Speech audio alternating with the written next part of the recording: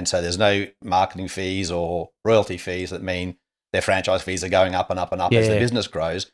They've got that locked in. And that is a little bit unique to businesses like yourself that do that, is that there are a lot out there who earn more, they pay more. But you yes, really was that in the place previously, or what was the structure previously?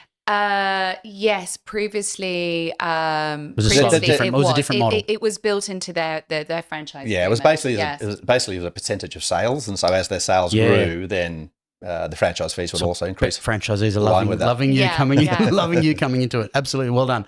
So that rolls on to then the entry costs. So I know the other thing, whenever we've been talking, we've talked a lot recently.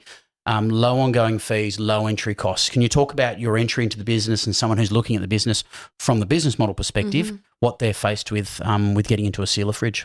Sure. So it depends whether they're looking at a greenfield site, so a completely new territory, or so that's it for non-franchise people.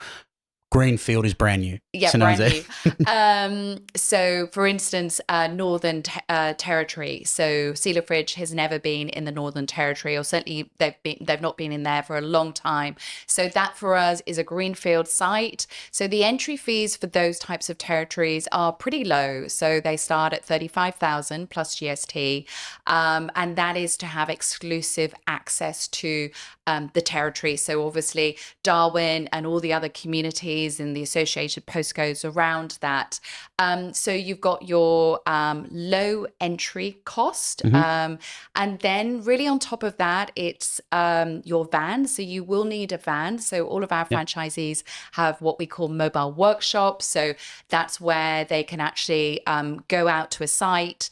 They can measure for a fridge seal. They can then go into their van and, cut and make the seal up before they return to the site.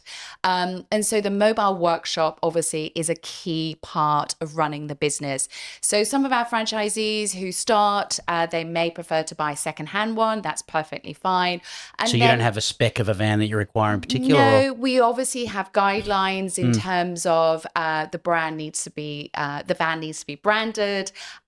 We have recommendations in terms of how it can be laid out into the most efficient way in terms of how they can store their seals, et cetera, et cetera. So certainly we provide recommendations around that, but it's really open to them. Some entering into the business may already have a van, so they can actually, just modify what they've got already.